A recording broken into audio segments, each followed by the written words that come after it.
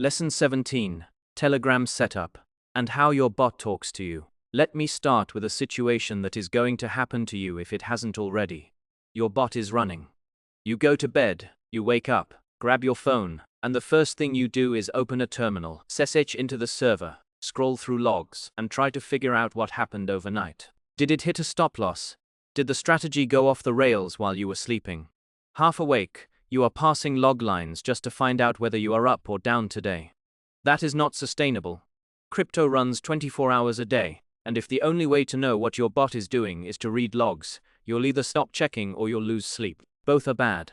The whole point of automating was to get your life back, not to replace one form of obsession with another. That is where Telegram comes in. It is the part of Freqtrade that turns a headless program running on a server into something you can talk to.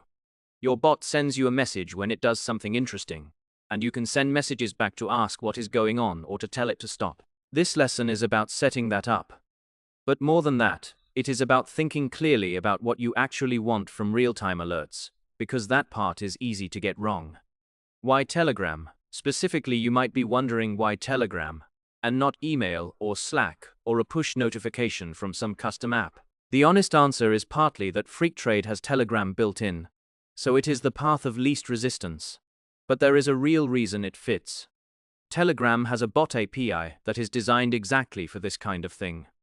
A bot is a special kind of Telegram account that programs can use to send and receive messages, and Telegram gives it away for free. You can send text, images, charts, you can receive commands. It works on every phone, it is instant, and it has decent notification controls built in. Slack would work too, but it is heavier, and most people don't want a Slack workspace just for their trading bot. Email is too slow and too easy to ignore. Telegram sits in a sweet spot between instant, free, and good enough at notifications that you can actually trust it for time-sensitive stuff. There is also a social reason. A lot of the crypto and quant trading community already lives on Telegram, so the tooling and the conventions are there. You are not swimming against the current. So that is why. Now let me explain what is actually happening when Freqtrade talks to Telegram, because the mental model matters more than the steps. How the integration actually works here is the picture I want you to hold in your head. You have Freqtrade running on your server. You have the Telegram app on your phone.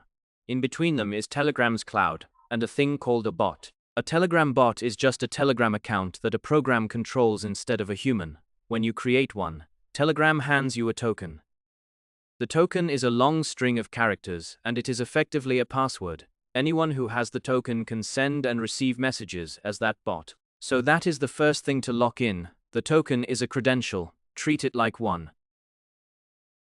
When Freqtrade wants to tell you something, it takes that token, calls Telegram's AP, and says send this text to this chat. The message goes up to Telegram's cloud, gets routed to your bot's account, and lands in a chat between you and the bot. From your phone it looks like you got a message from a contact. You can reply, and Freqtrade picks those replies up the same way. For that to work, Freqtrade needs two things in its config.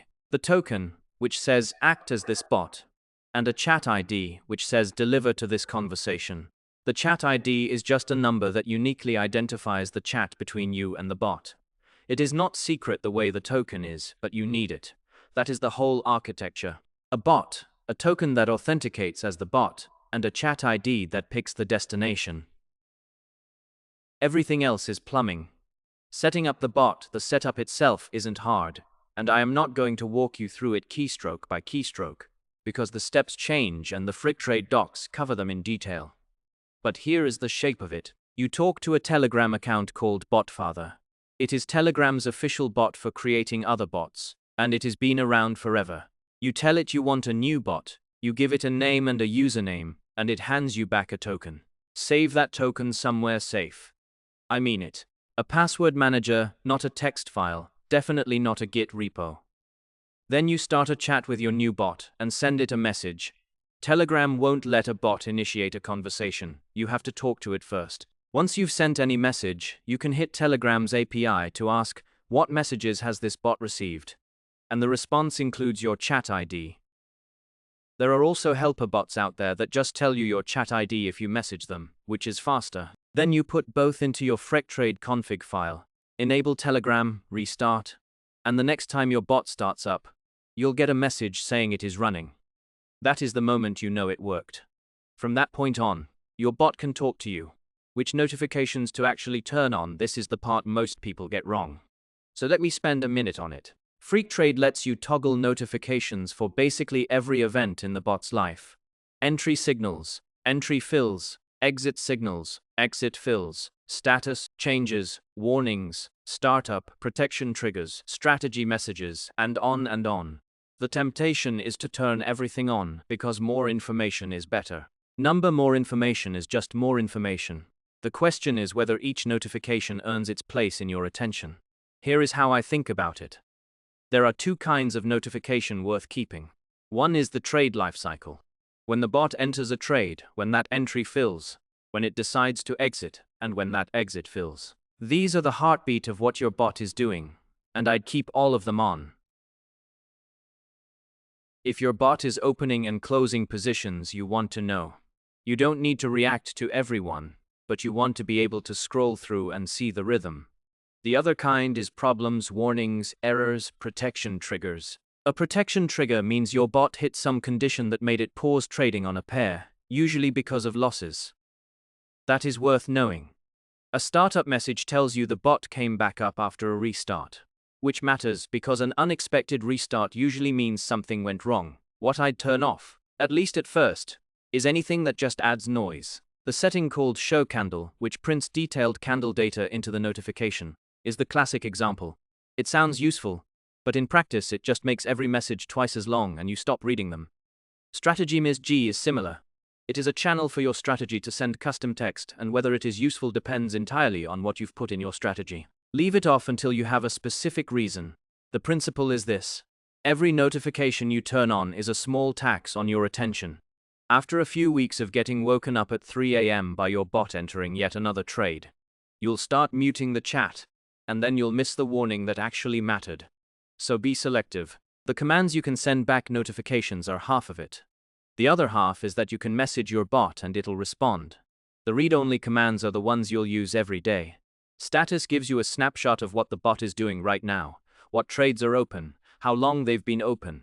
Profit gives you a summary of how you've done, total and recent. Balance shows your account balances across the coins you are holding. Performance breaks it down by pair or by strategy, so you can see what is pulling its weight and what isn't. Daily gives you a per-day profit and loss breakdown, which is great for spotting whether the last few days have been an outlier. None of these change anything.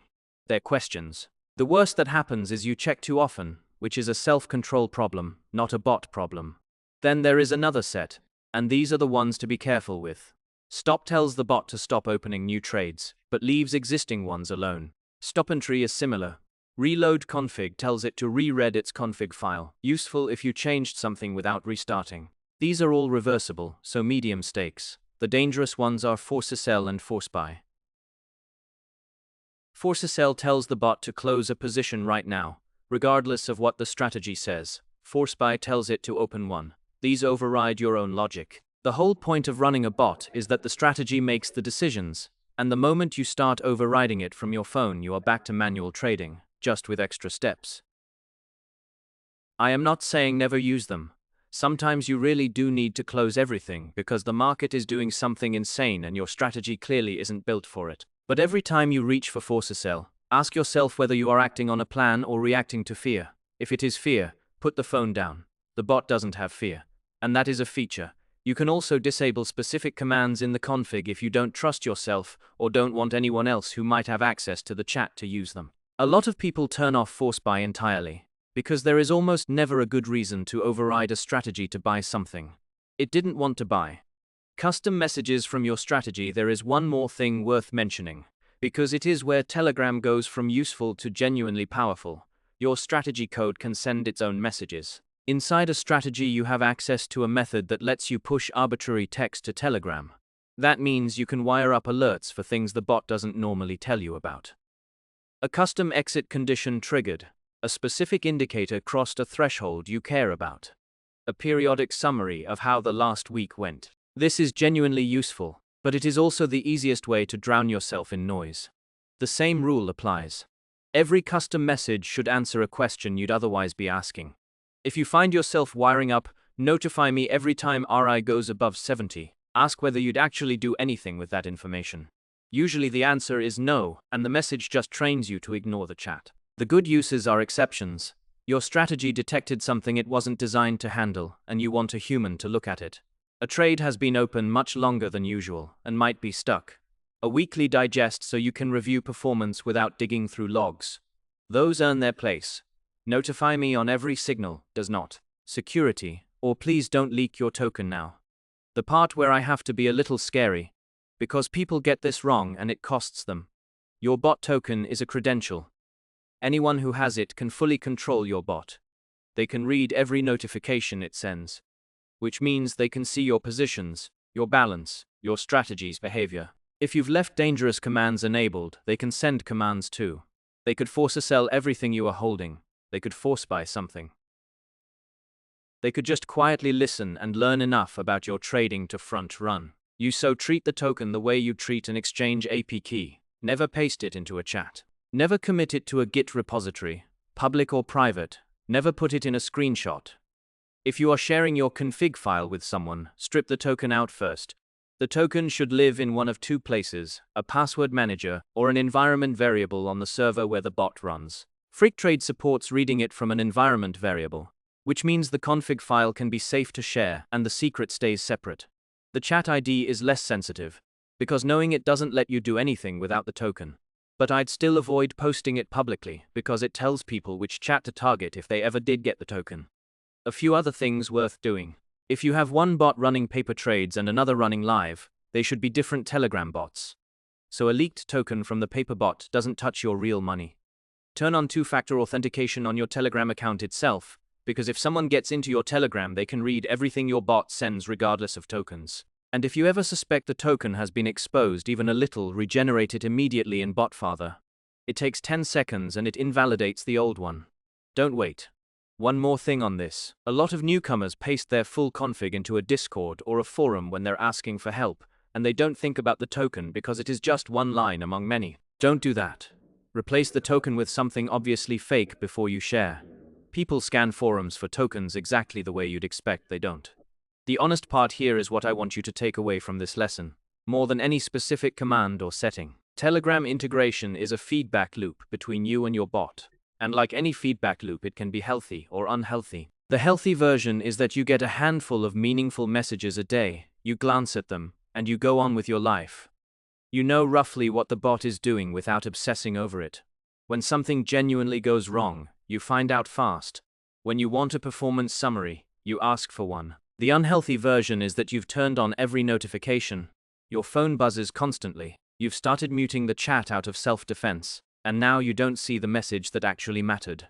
Or worse, you find yourself sending commands from your phone every few hours, overriding the strategy because you can, and slowly turning your automated system back into a manual one with extra latency. The technology is the easy part.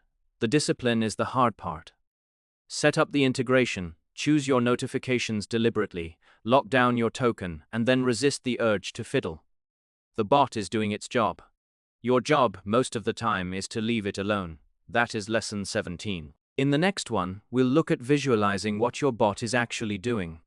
Because reading numbers is one thing, and seeing the trades on a chart is another.